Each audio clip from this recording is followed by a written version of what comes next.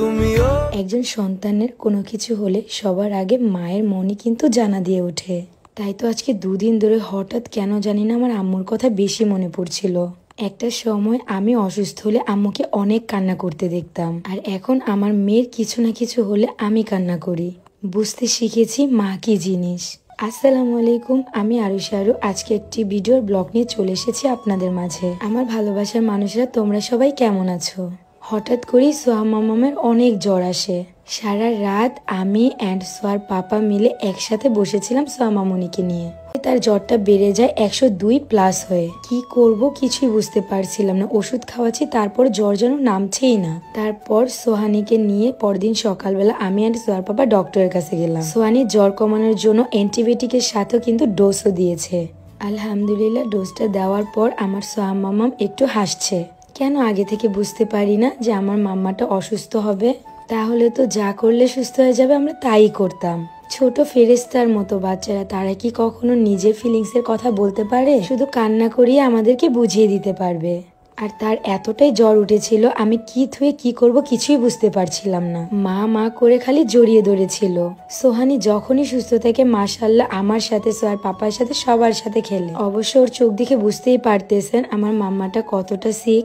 এতটা জ্বর ছিল, তারপরও তার মুখে হাসিটাও ছিল। সত্যি মা ছাড়া মা হওয়া অসম্ভব। পৃথিবীতে মায়ের মর্ম আমরা তখনই বুঝতে পারি যখন আমরা মায়ের কাছ থেকে দূরে চলে আসি। অথচ একটা সময় মার কোনো কথাই আমরা শুনতাম না। আমার লক্ষ্মী মাটা একবার আমার কোলে তো একবার তার পাপার কোলে। চোখে কত ঘুম, তারপরও যেন জ্বরের তৃষ্ণায় ঘুমাতে পারছিল না।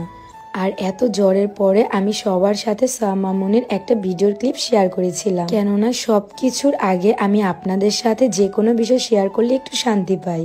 ট্রাস্ট মি, নিজেকে খুব হালকা মনে হয় আপনাদের সাথে সবকিছু শেয়ার করতে পারলে। বলতে পারেন আপনারা আমাদের সেই আপনজন যাদেরকে ছাড়া আমরা চলতে পারি না। আর এদিক দিয়ে সোহার কি করলে ভালো লাগবে, কি নিলে ভালো লাগবে, সোহার পাপা সবসময় ভাবতে থাকে। আজকে সারা দিন রাত সোহা মামামকে নিয়েই আমরা ছিলাম। ভিডিওটা পোস্ট করার পর সবাই ভিডিওর কমেন্টে এত সুন্দর সুন্দর কমেন্ট করেছে, মন থেকে সোহা মামামের জন্য দোয়া চেয়েছেন আল্লাহর কাছে। আর কি চাই বলেন, আপনাদের কাছে এইটুকুই আমাদের কাছে সবচেয়ে বড় পাওয়া। আরেকটা কথা, সবাই বলতেছে নজর লেগেছে বলে বিধায় এত জ্বর এসেছে। আসলে এর হচ্ছে নিষ্পাপ। এদেরকে আমরা ভালোবাসা ছাড়া, দোয়া করা ছাড়া অন্য কিছু তাদেরকে নিয়ে আমরা ভাবতে পারি না। যখন সোহা মামুনি তার পাপার সাথে খেলা করে, বিশ্বাস করেন আমার খুব ভালো লাগে।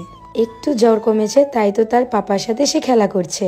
মা রে, তোকে ছাড়া আমাদের সবকিছু যেন অন্ধকার। যেদিন থেকে সোহা মামাম আমাদের কোলে এসেছিল সেদিন থেকে আমাদের দুঃখ কষ্ট সবকিছু চলে গিয়েছে। মাম্মামটার জন্য সবাই দোয়া করবেন।